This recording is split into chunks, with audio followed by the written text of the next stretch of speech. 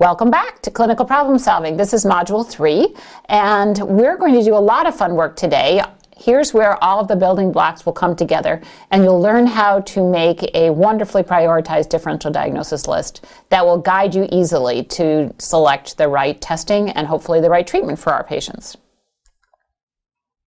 Again, I acknowledge my collaborators and present for you just a brief review of Modules 1 and 2, which I'm sure you'll recognize because you've done such a good job on the homework. We talked in Module 1 about disease-based illness scripts. These are the foundation of knowledge and expert clinical problem solvers and include always, in every disease-based script, a statement of epidemiology, who gets it, time course, how does the disease present with respect to time, what are the classic signs and symptoms in the clinical presentation, and what are the mechanisms of action that led to the particular disease in question. We talked about the importance of compare and contrast thinking, recognizing it's not sufficient to understand diseases in isolation. They have to be understood as they relate to other diseases that might cause the common presentations your patients arrive with. And in this case, it was the presentation of pharyngitis that our patient Jeremy had. In week 2, we talked about different clinical problem-solving strategies, starting with hypothesis testing, which is the linking of a single symptom to a long differential diagnosis list, known to be effective in use by novices and also in ultimate clinical problem-solving failures by experts, but overall intellectually taxing and problematic to use on a regular basis. Forward thinking used better problem representation through the skill of processing and a series of nodes of branch chain algorithms so that we could narrow our differential diagnosis before arriving at the right diagnosis. And pattern recognition, where we instantly recognize that all or nearly all elements of a given disease's illness script were present in the patient in front of us. We spent time both last week and on the homework in processing, translating lay language into more abstract and descriptive medical terminology to facilitate activation of memory stores, allow easier seeking of information in medical sources, support compare and contrast thinking, and increase the efficiency and precision of diagnosis. Forward thinking was illustrated, as was pattern recognition. Ultimately achieving what we want before we start our differential diagnosis is a good, robust problem representation.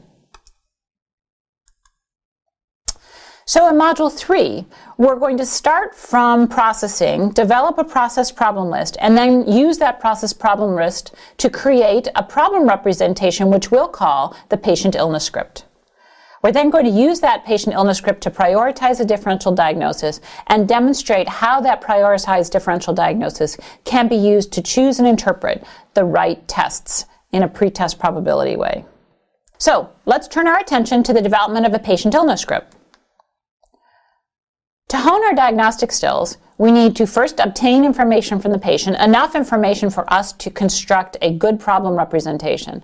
And the way we do that is to take that information from the patient, compose a problem list of the patient's issues, process that list to increase its impact and specificity in establishing a diagnosis, and create a problem representation that facilitates comparison with disease illness scripts.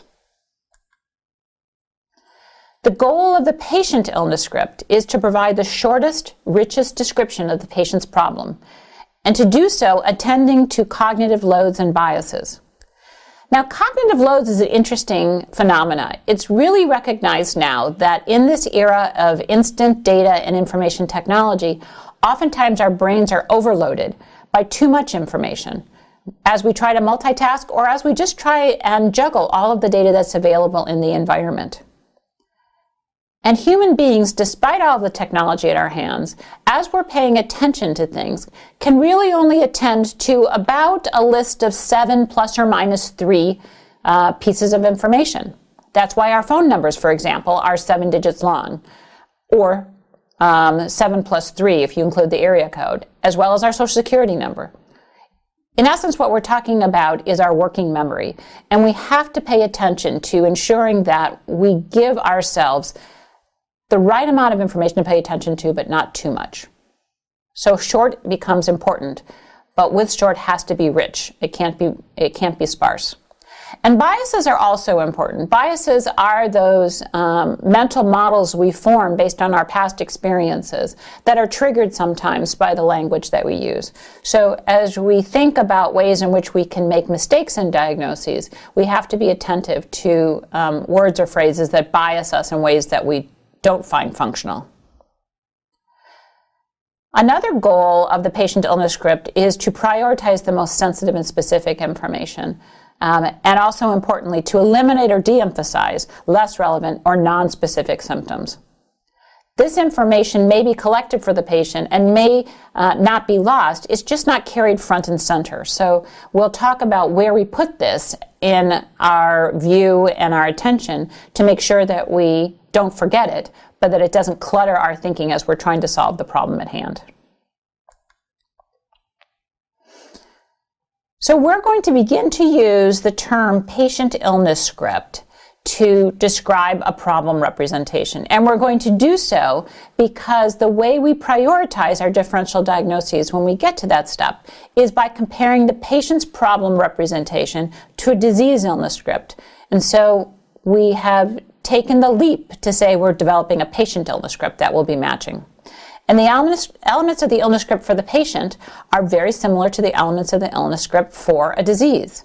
There'll be an epidemiology statement, and that will be a description of what we think as clinicians are the most important demographic feature, exposures, or past history relevant to the patient's current chief complaint. A statement about the time course of the patient's illness, a statement about the signs and symptoms that we think are most important to as high a level of specificity as possible. And then important medical history that's not otherwise included or relevant to the current acute complaint.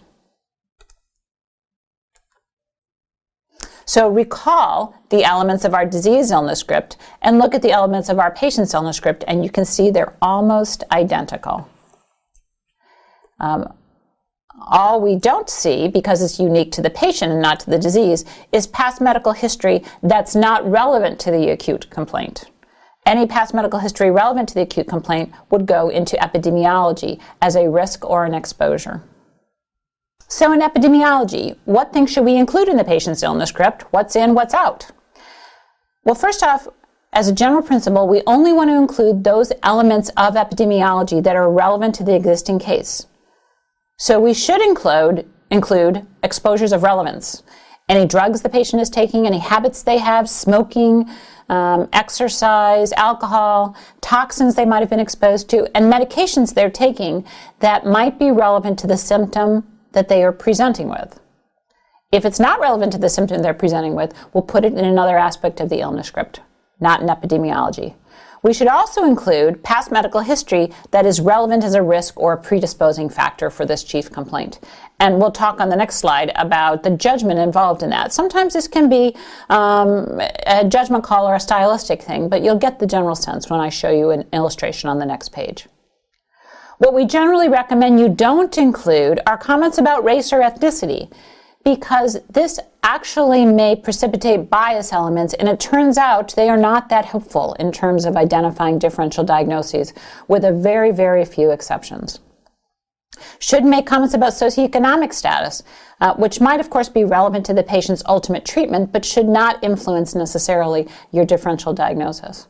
And you shouldn't include elements of the physical exam, for instance, a description that the patient is obese, because that again does not generally help in the differential diagnosis over and above other disease elements they might have, and often may predispose people to biased thinking that they're unconsciously aware of. Now, whenever you make decisions in the course of caring for patients about problem representations or differential diagnosis, there will be judgment calls, and these decisions should be made on a presentation-by-presentation basis, dependent on the patient's symptoms. So, for example, when trying to decide whether the patient's past medical history is included in epidemiology or listed as other relevant history, It depends to a large extent on the type of symptom they're presenting with and the diseases that they have. So someone with a complex history of high blood pressure, diabetes, dyslipidemia, nephrolithiasis, and onychomycosis, presenting with a complaint of chest pain, I would argue that you include the high blood pressure, diabetes, and dyslipidemia in epidemiology as relevant risk factors, but not the history of nephrolithiasis or onychomycosis. Again, it's not that you will lose this information. You will keep track of it in a different aspect of the case presentation or write-up. What you don't want to do, though, is clutter up your brain at the outset of a patient illness script presentation with information that isn't absolutely important to the assessment of the patient's clinical complaints. Time course is a little bit easier, and I think you're feeling very comfortable with this based on the results from the homework that we saw. But you do include a statement about the duration of the symptoms, how long it's been going on, when was the first time that you saw, and again, we'll talk about how we process that. And you also should include a descriptor of the symptoms' persistence and intensity. And be attentive to this, because it often does make a difference if it's been steadily progressive, waxing and waning, episodic, or some other descriptor of inconstancy of the quality of the symptom. Now, what about the syndrome statement, the classic signs and the symptoms? This is perhaps the most challenging aspect of the patient's illness script construction when we begin to consider what do we include and what don't we include. Importantly, we start with elements that are not already included in the epidemiology and time course. So you've already done that. You don't have to worry about that anymore. The first thing I recommend people do as they begin to construct this is to exclude any non-specific markers of illness. Anything that just occurs because someone is sick. And typical descriptors we'll see are things like fatigue, malaise, mild tachycardia that's proportionate to another physiologic derangement, meaning a heart rate that's mildly elevated in the setting of somebody with a high fever. The tachycardia doesn't add anything to the presence of the fever. Also, don't include past medical history that's not linked in some way to the chief complaint.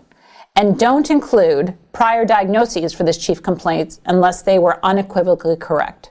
One of the cases that we'll review includes a description by the patient of other diagnoses given to her by past physicians that didn't seem to be right. And so in general, as you see a new patient, it's best to start from scratch to avoid confirmation bias, which is a common form of bias leading to diagnostic medical error.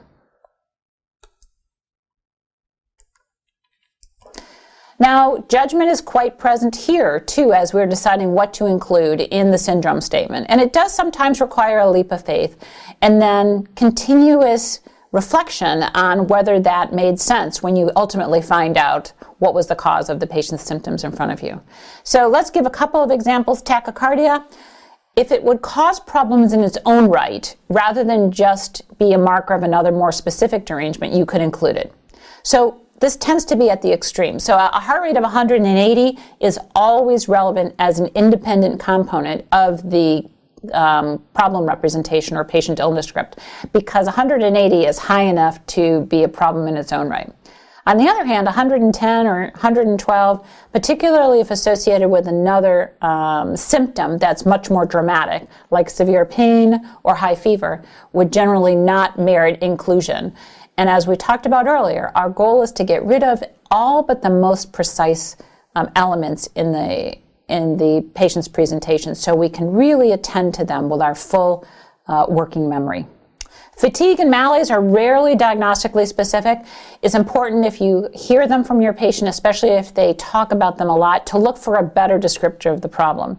So for example, when you're talking about fatigue, ask the patient what activity can't they do? Is it that they can't walk up a flight of stairs, or they can't lift their arms to brush their hair, or they can't walk a block? This may clue you in, to a more precise neurologic phenomena than just overall fatigue related to illness. And then finally, truly transient symptoms. Oftentimes, patients who are significantly ill will have an experience of multiple physiologic derangements. And at times, we'll go chasing after many different elements when in fact they were very short-lived. So be careful with over-extrapolating transient symptoms to a more significant problem. One loose stool does not diarrhea make. So let's look at Sophia's case again and examine the difference between a simple problem list and a processed problem list. And then we'll move from a processed problem list to the patient illness script. Sophia's history has been well recounted in this course. And typically, as novices are listening to a presentation of a patient like this, they will begin to keep track of a problem list. And we'll ask you to do this in a minute with Mrs. Garcia as we move to another case. And what you'll see from their problem list is it's really a linear tabulation of the oral presentation that was given. So you can almost track it. So for instance, these first elements, leg pain, can't walk, feverish, funny spots, red warm ankle, those are all elements of the history that she gave us. And then we see swollen Achilles tendon, history of elbow pain, temperature, fatigue, sarcopenia, sexually active. A long list of things. Almost none of this is processed. In fact, I would argue nothing of this is processed. It's just a simple problem list. And we have gotten more than our 7 plus or minus 3, right? 1, 2, 3, 4, 5, 6, 7, 8, 9, 10, 11. Ooh, just barely. But let's see what we can do to make this a little bit more precise and sophisticated by processing the way in which we've learned to process. So we take feverish and a temperature of 101, and we say that she has fever. Or we could argue that we could use the term febrile if we wanted to. This is really interesting to me when I analyze the performance of novices versus experts. We see this a lot, that as people are keeping track, they don't even sort of combine things that are clearly redundant, like feverish and temperature of 101. Then we're going to list as problem number 2, oligoarthritis. And we're going to say that because we have ankle and wrist, so more than one, and it's red and it's warm, so it's not arthralgia. So that's a nice descriptive term, and this, again, highlights the value of processing. One term has gotten rid of 4 words, and probably this history of elbow pain as well. Then enthesopathy, and you get 14 points if you know what enthesopathy is, but it means a tendon disorder. And here we have this swollen Achilles tendon, right? Much more precise and easy to communicate to a rheumatologist if you're going to call them. Distal discrete hemorrhagic papules, that is just a much more precise way of describing her funny spots, gives us a lot more diagnostic specificity. And then we have what I would consider to be her exposures. She's sexually active and has exposure to ticks, so that's very relevant to complaints of joint pain. But her history of well-controlled asthma is important for us to understand because asthma is a chronic condition that requires treatment, but it is not anything that is necessarily related to a chief complaint relevant to arthritis. So that's our problem process list, and we're going to carry that forward to the next page. So now we're going to talk about moving from the processed problem list to the patient illness script. Now, this may in many ways, for those of you who are experts, feel like an academic exercise. But in fact, in terms of activating memory stores, it is much easier for us to activate our disease-based illness scripts if the patient's problem representation looks like a patient illness script. It's easier to compare and contrast. You see element to element, and this turns out to be a very useful tool. So let's look at what this looks like. Again, the exposures, the elements that we need to pay attention to are epidemiology, time course, syndrome statement, and then other history not immediately relevant to the chief complaint at hand. So you see what we did is we took sexually active and exposure to ticks and her age and put it in epidemiology. This is a young, sexually active woman who's had exposure to ticks. Remember, she was a camper. The time course is acute and evanescent. Came and went. Her elbow came and went. Her wrist has gotten steadily worse. And the syndrome, febrile, oligoarthritis, and enthesopathy with discrete hemorrhagic pustules. That's our patient illness script. And you can begin to see how much that looks like a disease-based illness script. So where do we go from there?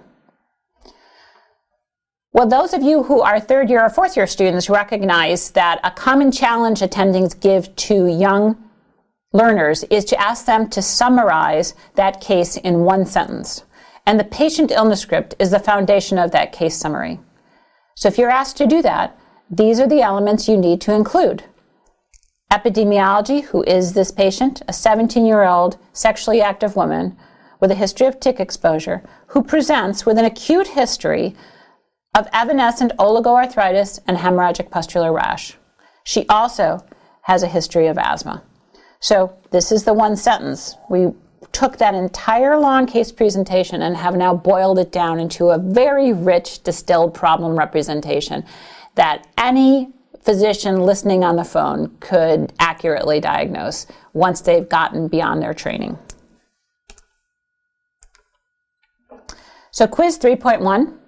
Every patient's illness script should include a statement about the patient's race, weight, symptom complex, or vital signs. And the answer is symptom complex. Vital signs would be incorporated into that symptom complex. And as we talked about, race as a social construct can be problematic, along with weight, as potential biasing in a way that's not helpful to the problem representation or the ultimate differential diagnosis. So today we're going to do something a little different, and as you're listening, I ask that you take out a piece of paper and a pen or open a new screen on your computer. And as I present the next case, I'd like you to write a problem list along with me and use as much as possible process terms if you feel comfortable doing so. And then we'll move from a typical list into a more processed list. But I'd like you to see how this feels as you're keeping track of a case that you might hear on rounds if you were working in a hospital or in an emergency room. Are you ready? Great, let's go. Anna Garcia. Anna Garcia has a chief complaint of "I'm short of breath." And she's coming to us because this has been going on for a month and she's already seen 2 physicians and they weren't able to help her with the diagnosis and treatment that they arrived at. She's 57 years old and this is her history. 1 month ago, she noted several spells of shortness of breath and a dry cough. The spells would come on abruptly and then would abate after about 30 minutes. She was seen in an emergency department where she was given an albuterol inhaler for asthma. She noted no improvement. The following week, she had a severe episode of shortness of breath at work without provocation. It lasted about 45 minutes and then went away spontaneously.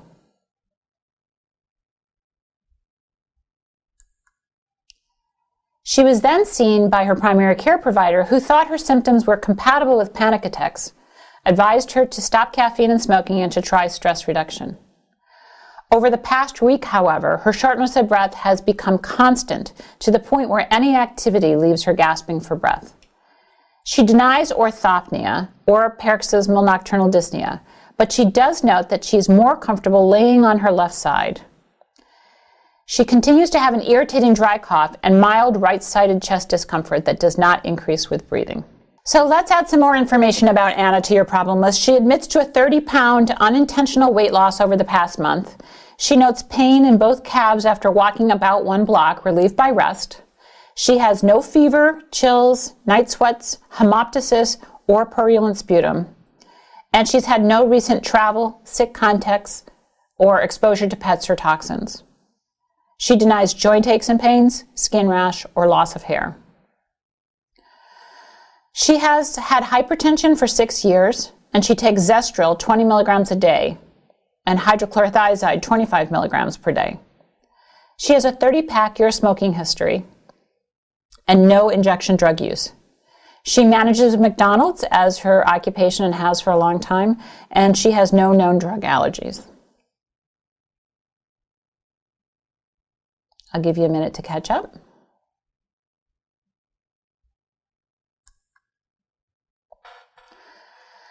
Her physical exam reveals a blood pressure of 130/76, a heart rate of 110, a respiratory rate of 28, temperature of 98.9, and a pulse oximetry of 99% on room air. She's mildly dyspneic at rest, but is able to complete full sentences without pausing. Her head, eye, ears, nose, and throat exam is normal. Her neck exam shows a right supraclavicular firm node about 1 centimeter in diameter. Lungs show dullness to percussion about 3/4 of the way up on the right. There are decreased breath sounds, decreased tactile fremitus in the same area. There is no agophony, no wheezing, or rubs noted, and the left lung field is clear with normal breath sounds. Cardiovascular exam shows a normal jugular venous pulsation and a normal PMI. Her heart sounds are normal with no extra sounds noted. She does have diminished dorsalis pedis pulses bilaterally, but no bruits are audible or present. Her abdomen is normal with no hepatosplenomegaly.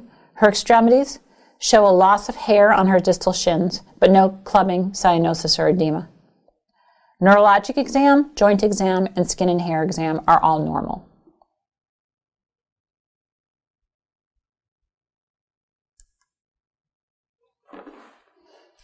So this is a simple problem list done by one of the novices that we have worked with in the past. And again, as you see, it is a linear representation of the fairly complex history that I just recounted. And defying the limits of human attention has 18 elements for us to keep track of, ranging from shortness of breath to 4 weeks, to tachypnea, and multiple elements of an abnormal physical exam. So our goal with the process problem list is to make this list more manageable, more precise, and more useful to us so that we can then move from the processed problem list to a patient illness script and on to our differential diagnosis. So let's look and see how this works. We start off with her descriptor. She's a 57-year-old woman. We're not convinced that her hypertension is relevant to her presentation, but we're going to keep it on the list down here.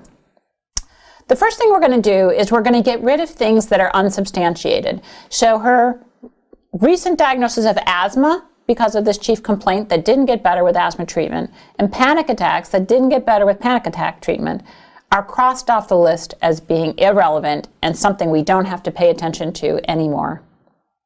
Furthermore, we're going to make the leap that tachycardia of 110 is probably not an independent marker of illness. It's a nonspecific marker of whatever else is going on with her, particularly around her dyspnea. We think her smoking history is relevant, and we're going to work on processing her chief complaint. So we take shortness of breath for 4 weeks. We take dyspnea at rest,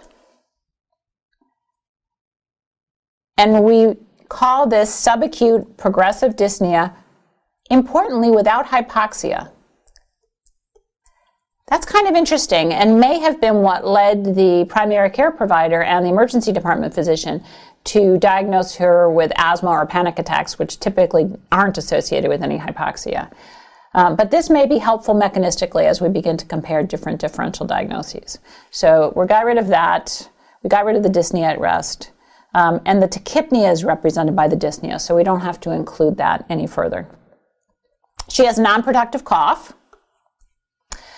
And then she has right-sided what I would process as visceral pain. Now, pain has lots of different qualities, and pain that's constant and heavy, as she described, we would generally describe as visceral pain, and contrast to colicky pain, which waxes and wanes, ischemic pain, which is often described as pain out of proportion to the physical finding. So we're going to call this right-sided visceral chest pain. And it's clearly non-anginal would be the other descriptor that we contrast this to. 30-pound weight loss. She did not try to lose weight. She told you she didn't try to lose weight. And so I would process that as pathologic weight loss to make sure that we pay attention to that symptom. It's going to be helpful to us, I think. So we want to make sure that we don't just include it in a list of nonspecific symptoms. And then this neck node, this is fascinating, this neck node over here, this right supraclavicular, actually not neck, it's supraclavicular, but it was found during the neck exam.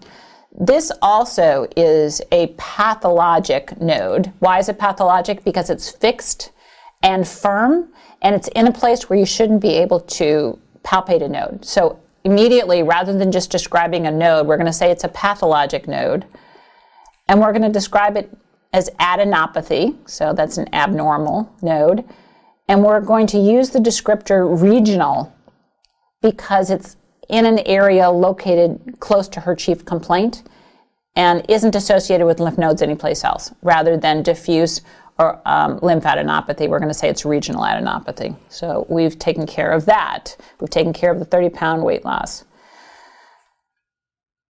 She has complaints of leg pain with walking, relieved by rest, decreased pulses in her dorsalis pedis, and loss of hair in her distal shins.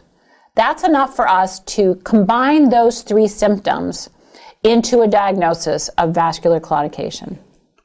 We don't know why she has that, but calling it vascular claudication, again, is much more specific than talking about leg pain with walking. Now, I'm going to erase all of my marks here just to give me a little bit more space on the page, because the next element talks about how we interpret the physical exam. I believe that her physical exam can be interpreted as evidence of pleural effusion, but this requires physical diagnostic expertise. And what we realize is she's got dullness to percussion in the right lung field. That means there is something between the lung, which is normally full of air and resonant to percussion, and the chest wall where we're percussing. So that could be fluid, and the question is the fluid within the lung or outside the lung? The fact that her tactile fremitus is down suggests that it's outside of the lung rather than in a consolidated focus within the lung. And that's also compatible with this decreased breath sounds in the right lung. If you had pneumonia as the cause of the dullness to percussion, you would expect to hear increased breath sounds because fluid within the lung transmits sound better than air does. So these three phenomena, dullness to percussion to the right lung, decreased breath sounds, and decreased tactile fremitus, knowing our physical diagnostic interpretation can allow us to say that she has physical exam evidence of a pleural effusion. So here's where sort of using all of the basic science you learned in the first year or two of medical school begins to help you with processing over and above just translating a symptom into a more precise medical language. And so with that, including her history of hypertension, we've moved to 1, 2, 3, 4, 5, 6, 7, 8, 9. That's well within the 7 plus or minus 3 we wanted to. And we've gotten rid of nonspecific symptoms and symptoms that were non-substantiated. Good. Where do we go from now? So we take that process problem list and we put it into a patient illness script so that it looks a lot like the disease illness scripts that are already in our brain that might be relevant to this patient's chief complaint. And we use our 4 statements: epidemiology, time course, syndrome, classic signs and symptoms, and for the patient illness script, other history. So the epidemiology, this is a 57-year-old woman with a minor smoking history. It's interesting. Her smoking history is 30 pack years. It's not huge, but it's really compelling in the setting of what looks to be a lung problem. The time course of her clinical presentation is subacute. It's been going on for 1 month, right? And it's been progressive. It started off as episodic, but now it's constant and worse. And the syndrome statement, this is a woman who's developed subacute progressive constant dyspnea and cough with physical exam evidence of a pleural effusion, pathologic regional adenopathy, and pathologic weight loss. Are you beginning in your mind to say, uh-oh, there's a problem here? And it's much more robust a problem representation than the physicians who diagnosed her with asthma or panic disorder put together. And it may be because the symptoms evolved, or maybe because you've been working hard to be precise about defining the patient's illness script before you launch into a differential diagnosis and avoiding some of the biases that might occur if you just start with a single symptom. Our other history is hypertension and vascular claudication. And we've put those there because they're not clearly linked to a major lung complaint, especially in someone whose blood pressure appears to be relatively well controlled. So let's take this illness script and think a little bit more about how it looks like the disease-based illness script.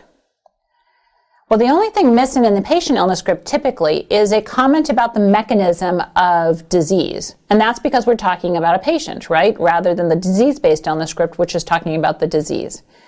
But even within a patient's representation, there might be mechanistic issues that arise that help you be more precise in the way you define the patient's symptoms. For example, this patient has really substantial dyspnea, but her pulse oximetry suggests that she's not substantially hypoxic. She might be a little bit hypoxic, but her pulse ox is normal and her dyspnea is profound. So one of the questions to ask yourself is that a clue that's useful to us? Are there mechanisms of dyspnea without hypoxia that would help us be precise in the way in which we evaluate this patient's symptoms? And again, go back to your first and second year of medical school when you learn basic science, and you can see how relevant this is to the establishment of a good diagnosis. So, quick physiology review. As we talked about, patient illness script can include proposed mechanisms of disease to increase specificity. And let's look at dyspnea. And remember that dyspnea is a very complex sensation. It's manifested and modulated through 3 different, at least, types of receptors. Chemoreceptors in the carotid body or in the medulla that respond to hypoxia, hypercapnia, and acidosis. So hypoxia doesn't appear to be present in our patient. We don't know about hypercapnia or acidosis until we look at her labs. But clearly this is not the case. But it does also respond to mechanoreceptors in the lungs, which can be related to abnormal problems with lung inflation, either bronchospasm, interstitial edema, or problems with stress receptors. So this is beginning to make us think that maybe the problem that Mrs. Garcia has is not one of hypoxia or metabolic issues, but one of a mechanical problem that's interfering with her ability to inflate, expand, or stretch her lungs. And so that would be compatible with our physical exam finding of probably a pleural effusion as opposed to diffuse interstitial lung disease that's interfering with oxygenation.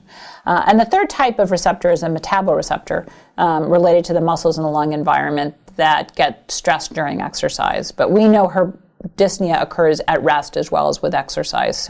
So this is probably where our focus should be. And again, this may not be necessary to help you with your patient illness script in this case, but it is an interesting observation that even patients' mechanisms of disease might help you understand what possible etiologies are causing the problem that they're presenting with. So, quiz 3.2.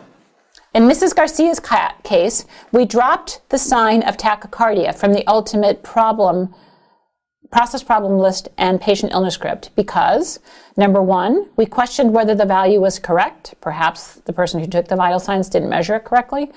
Number 2, it didn't really count as tachycardia. Or number 3, it was a nonspecific marker of illness. And the answer is number 3.